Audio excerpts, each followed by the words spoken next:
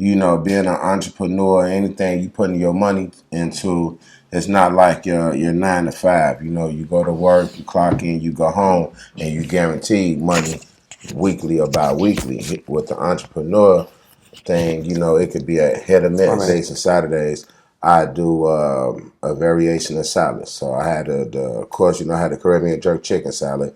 I also had the grilled chicken salads, which is definitely a hit. That I like about cooking is the feedback.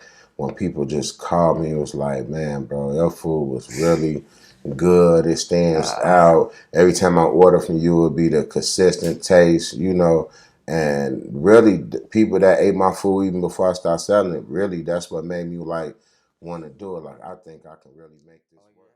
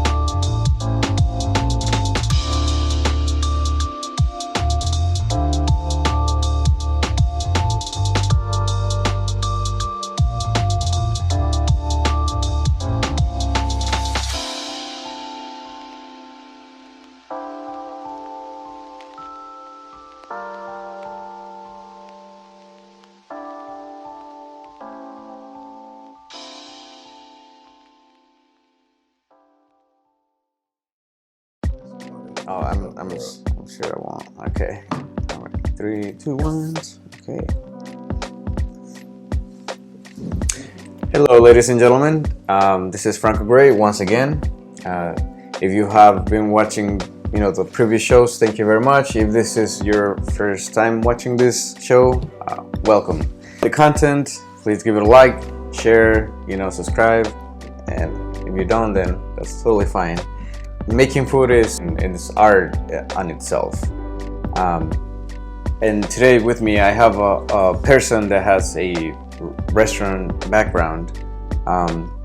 He's been working in the industry for many years. I met him a few years ago, and I know he's very passionate about food, and he started his own food company, you know. And you know, these are the kind of stories that I like to share, where people go on and take a risk to you know, to do, and you know, they just follow their dreams. But anyway, yes, with you guys, I want to present to you guys Mr. Chef Jason Alexander. Chef Jason Alexander, y'all. Yeah, well, first of all, thank you again for taking your time. Like I told you before, you know, I always appreciate when people take their time to be here. So sure. Thank you so much for that. Thank you as well. Yeah. So let's start with the whole show. Where are you from? Chicago, or are you from a different part of the country? No, actually, yeah, I'm from Chicago. Mainly raised on the south side and far south side of Chicago. I love it here, you know. I don't reside in Chicago no more, but I say all the way up till I was about 25, I lived here. You know, lived in several different neighborhoods, over the Inglewood, the Jeffrey Manor neighborhood as well. And yeah, I just love the city, you know. Of course, we're here for the topic of food and restaurant, and going to that topic, when did you discover your passion for food making, or for food and restaurants and all that stuff? Well, when I was little, I used to always like watching my mom cook. She always made us different types of cuisine. She ain't never just made the same old, same old. She had like hundreds of recipes she made. Okay. And I used to just like watching her cook, but by us being so small and her being on the go, she really ain't want us just cooking. So it's like I watched her cook, but she never actually taught me how to cook. Okay. So you kind of had an idea, but not really like at the steps to do it. Exactly. So okay. when I started cooking, I just started with the basics like scrambled eggs, grilled cheese. Like everyone starts. Right. You know, you got to start out with the simple stuff. So once I got that down pack, and like I said, just watching her a lot, and just start cooking. But it wasn't until I say 2011 when I started feeling like this is something I want to make a career out of. Okay. So from 2011 and 2012, I was fortunate enough to go to 2 culinary art programs up north in this area, and cool. And it worked out real good. Both of them had their perks. The first one I went to, I had an internship, so I had so many breakfast hours, lunch hours, dinners hours.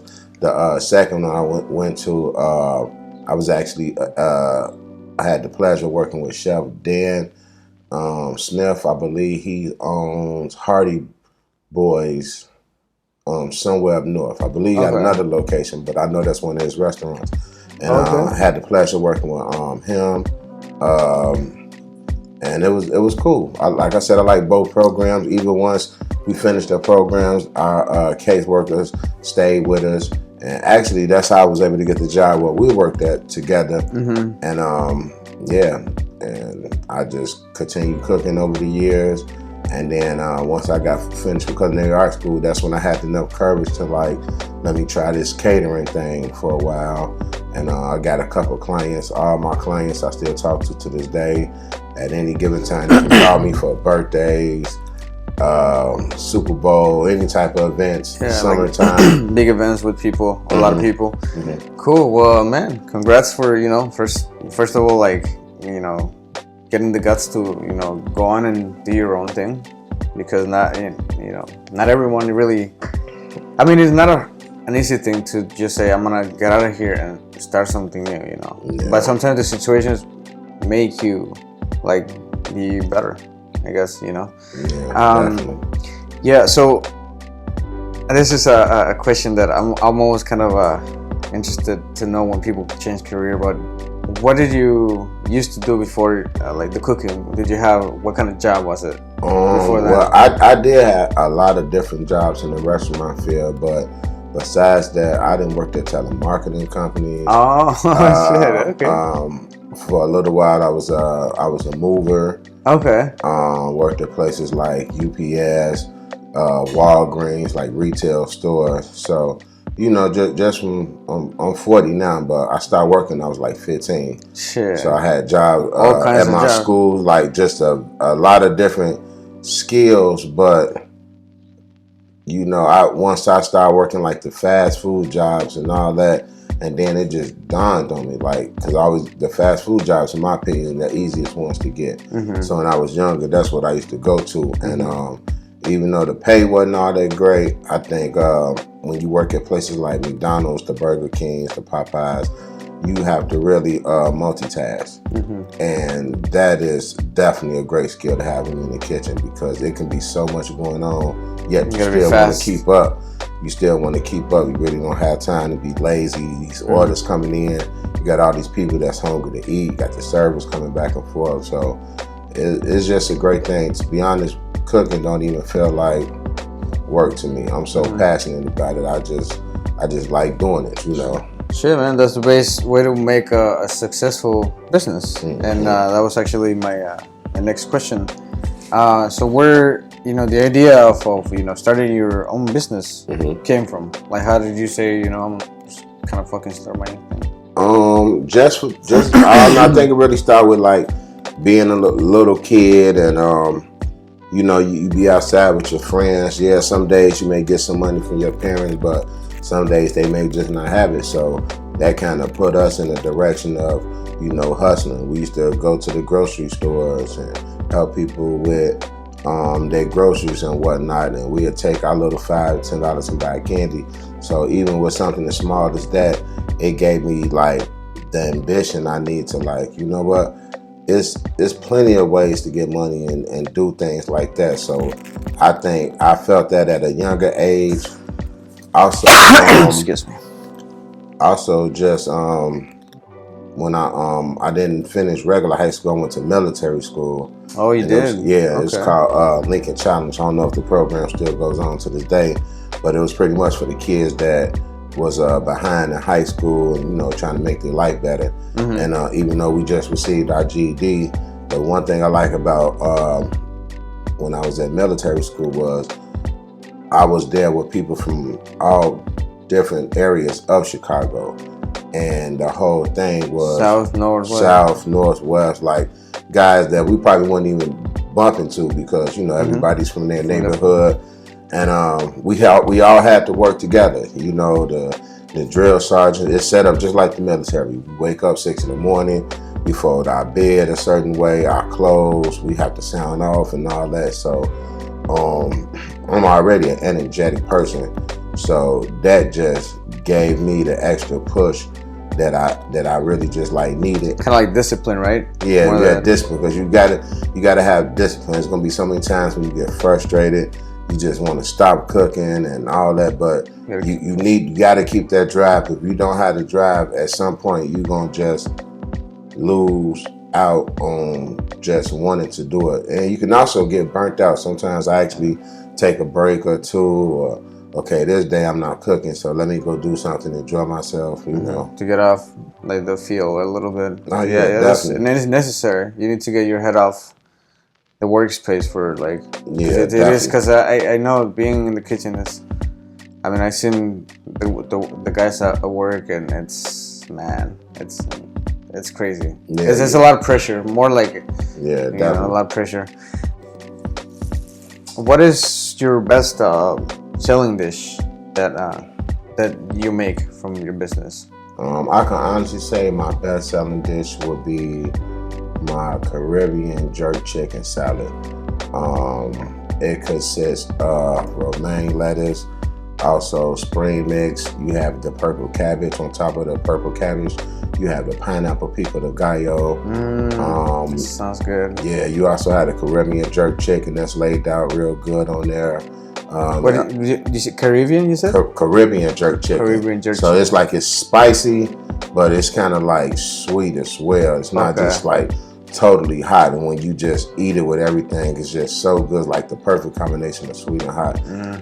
Also, banana peppers. Okay. It features a lemon. You can squeeze the lemon on there, and then also have peppers in there as well. Green, yellow, red. Okay. Like bell peppers? Yeah. Okay, cool. Yeah, and I saute them and with olive oil, and just the combination together is great. People love it. It's a nice, big, healthy salad. Yeah. So. And it seems like there's a lot of everything, you know.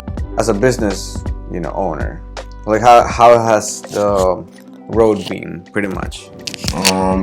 I would say it's definitely a bumpy road because being an entrepreneur, anything you putting your money into, it's not like your 9 to 5. You go to work, you clock in, you go home, and you guaranteed money weekly or bi-weekly. With the entrepreneur thing, it could be a hit or miss. Yeah.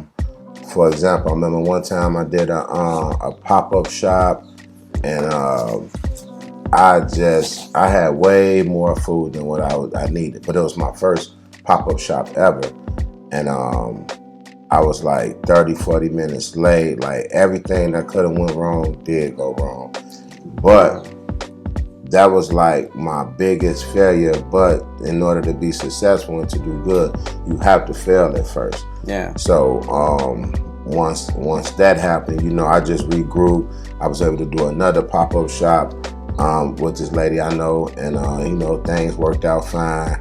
I saw what I did in my mistakes. When you first doing something, a lot of stuff I just didn't know. I was just going with the flow, kind of like freestyling in a sense. And I just got better over time. Yeah, and you learn, like you said, from your mistakes. Oh yeah, definitely. Portion control, food costs, all these things are real important. having a clean kitchen, a clear mind, just everything laid out. You really need to be organized. So for it to be successful, for sure. Yeah, you need to be organized to be successful. So I just let my failures, help me just do better for anything that I'm doing in the near future. And it happens. I'm sure you can talk to anybody that got a business, they'll tell you it was a lot of storms before the sun came out. So for sure. Well, thank you for sharing those stories with me, well, for us, with everybody. And looking at your Instagram, which is where you post most of your pictures of your food. Definitely. Tell us a little bit of the variety of the dishes, because you got about everything, which is really cool to have. Every style pretty much, because I see, we were talking about, I see tacos there. I see you got ribs. I think you got. Do you have lamb chops or no? No, I don't have lamb chops. Yeah, probably from some food pictures from one of my jobs. Yeah. Okay. But yeah, I mean, I seen the like that one of your salads. I think it's a chicken salad. Probably it's it's a container, and then you have tomatoes, lettuce, and then a whole row of chicken. That shit looks with good, the shredded carrots and the cheese. Yeah. So tell us a little bit of the varieties of food that you have on your menu, or that you have made in the past. Okay. So the name of my business is Loving Catering Express Eats, and even though it's one whole name, 2 days out the week, which would be on Fridays and Saturdays, I do a variation of salads. So I had of course, I had the Caribbean jerk chicken salad. I also had the grilled chicken salads, which is definitely a hit. I got a Caesar salad. I also have a veggie salad because I know a lot of people don't like meat as well. I was doing a fruit honey walnut salad, but a lot of people wasn't gravitating towards that as much, so I pulled that off the menu. On Fridays and Saturdays, we also do subs as well. So okay. Yeah, nice subs, pretty much with the works, like you said, lettuce, tomatoes, onions, the olive oil, the giant peppers. And they come with chips in a pop. So you can either do turkey, or you can do ham, or you can do a combination of both. How much is the combo like that? Combo only run you about $10. Man, that's a deal, bro. That's such a deal. Nice 6-inch sub, 4 slices of meat. Like I said, got the work, you got the oregano. What chips you get and shit for there with everything? The chips, I do Ruffles, plain Ruffles. Okay, cool. I know people like different types of chips, but I also know that with subs, people don't mind eating a plain bag of chips as well. So or a safe thing. Right, and then it also comes with a side of giant peppers. I put mayonnaise and mustard on there, but some people don't want to eat it right then and there, so they always got the option with the packages of mayonnaise and mustards. Just recently, these last couple of weeks, I added sandwiches to my menu as well. So we got the grilled chicken sandwich. We also have the grilled chicken deluxe sandwich. We had the Caribbean jerk chicken sandwich as well. And also we have a tuna sandwich, which is served on a croissant. And I did see that, and actually I saw that because I saw it on your Instagram. But how do people know, let's say they want to see what you're gonna be serving this week, or So what I do is, like I said, we operate on Fridays and Saturdays only, from 4 o'clock until we just sold out. So what I do is I use my social media platform to post the menu for that week. And I always try to get it out there at least no later than Monday or Tuesday. I used to put it out there on a Sunday, but I started noticing people, the stuff you're paying attention to at the beginning of the week is totally different from the end of the week. So now I just post the menu 3-4 days in advance. I do everything fresh. Nothing is pre-made. Okay. But you post this on, let's say, on Facebook, on Instagram? Yeah, on Facebook, yeah. Okay, cool. So on Instagram, I post my menu. Okay. At Loving Catering 81. That's my Instagram. And then I also use Facebook as well, and that's Chef Jason Alexander, Loving Express Eats. So you can find me on there as well. And I get a lot of feedback. I like doing it on Fridays and Saturdays because those are days where people be off and they want to go out. They may not feel like cooking. Everything is healthy, especially by us going to the summertime. I think people really appreciate just having a nice, healthy meal that's just not too heavy. And how do they get this food? Do you bring it to them? Are you at a establishment? Or? So what they do is everybody pretty much come to me. Okay. Gotcha. Right now I got family members that's delivering, and we're trying to work it out so we can deliver more to the people in the Chicago area. But by me operating out in the south suburbs, I got a couple family members at their job. I take care of them for lunch. So we just being real local right now till we able to expand. But when I put my menu out on social media, the person give me a call, I take care of them. That's a good way to network, especially if they're in the area. I done had people come way from where we at now and come get some of my food just to support. So I really feel like sky's the limit. It don't really matter. Like delivering is one thing, but just as well as I know, if somebody got some good food, you're willing go. to pay. You're gonna go. Don't mind traveling because you feel like you're gonna get a bang for your buck. Just making regular food. I seen you.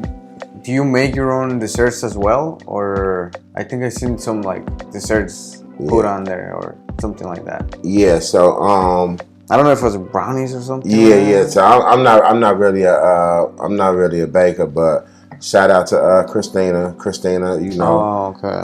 My kid's mom. She the ones that do all the baking. She's excellent at baking. She loved doing desserts. And these last couple of weeks we started putting those items on the menu as well. Oh, that's good too. Because people like the desserts, and we haven't really been doing them lately. But really, we just trying to. We always trying to look for ways to improve. So we like giving people options. Right now, the items that I mentioned, that's like my spring menu items. But every now and then, we may do like a hearty meal. Like I got a Caribbean jerk chicken tacos. Caribbean jerk chicken tacos, and that meal consists of cilantro lime rice with some buttery corn, and people love that. Also, they can add shrimp to it as well. That sounds good, bro. Yeah, so every now and then we'll do a hearty meal, and then like you were saying, as far as the catering menu, I have a 3-page catering menu with all types of delectables. You got the ribs, you got your grilled chicken, you got baked chicken. We do the green beans with the potatoes, asparagus, mac and cheese. Spaghetti. Let me see what else. How much would go for one of those trays like that with food? It all depends. It depends, I guess. Like kind of food, if you was getting a small pan of ribs, that'd be about I say $60. Large pan. That's such a good deal. Yeah, definitely, bro. Then you got most items is either small, large, or just on one side, but really we try to do small and large because we understand some people may have a big gathering going on, some may have something smaller going on. What's another side? Red beans and rice. It come with ground turkey. That's a real good hit as well. We got the family taco meal. You can get the regular tacos. What do you get the tacos made of? You got varieties or just So you guys just shrimp and what else? We got we got the ground beef tacos. Oh, okay. Some people like ground turkey, so we do that as well. Okay. I had one of my clients who doesn't eat meat, and I did her like some veggie cloudy flour tacos. And it came out real nice. Yeah. So we do that as well. Cauliflower very popular nowadays. And then they can also, for upcharge, they can get the pico de gallo. Okay. If they was to get the Caribbean jerk chicken tacos, also have a pineapple pico de gallo. Which pairs real well with those tacos as well. Corn, they can get the buttery corn. That's definitely a hit. The cilantro lime rice, people pretty much like that. We spoke a little bit of the negatives, but this is more like a concrete question. What are the positives and what are the negatives of owning your own business? The positive, what's more rewarding to me than anything, like, of course, the money, but we all need money. So, in my opinion, if you're passionate something, it has to be deeper than that.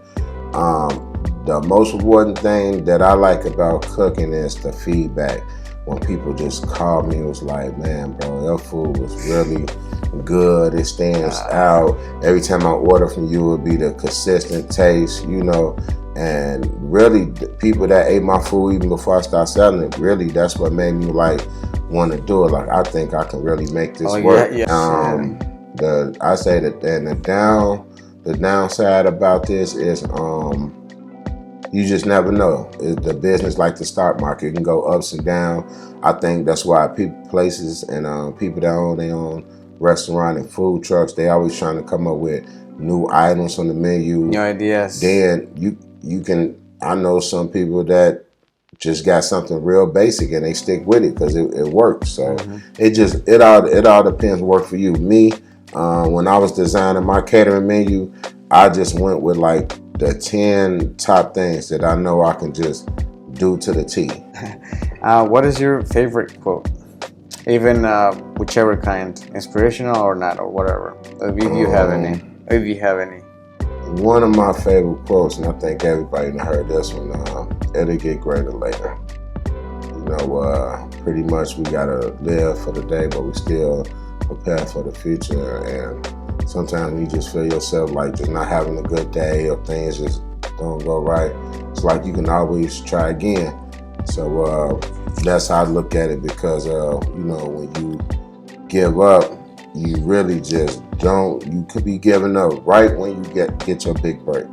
You know what I'm saying? Or you can just be giving up because you too frustrated. So I just try to look past all that and just try to keep going no matter what. If sales up, okay, great. Let me try to make them better. If sales down, then I need to pay attention. I need to network more. I need more clients. I need more people that's hungry.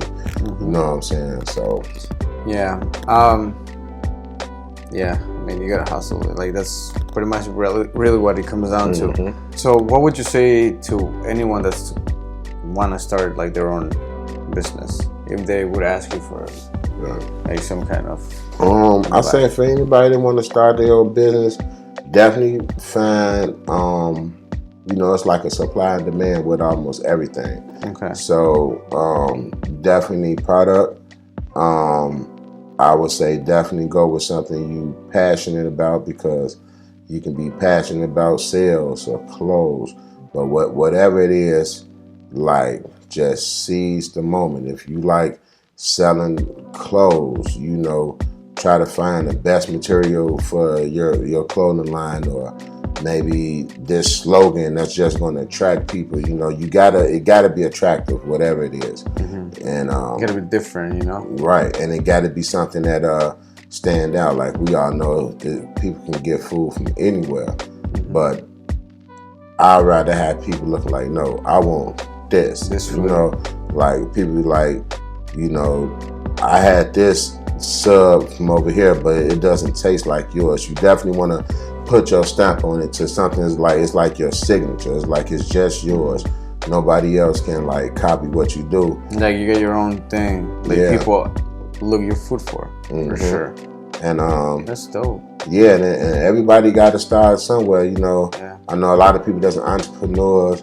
You know, they like to, you know, kind of like downplay people with jobs, but at the same time, sometimes you need that job until you can get up that ladder. I know the guy that owned Fubu, when he first started out, he was just doing hats and t-shirts, and he was working at Red Lobster as a waiter. You know what I'm saying? Because, I mean, he wasn't there yet, but he made it because he believed in what he was doing. You know? Right, and sometimes that job money, you know, maybe it's not everything, but it's enough to cover the bills. And the extra money you do have, you can reinvest in yourself.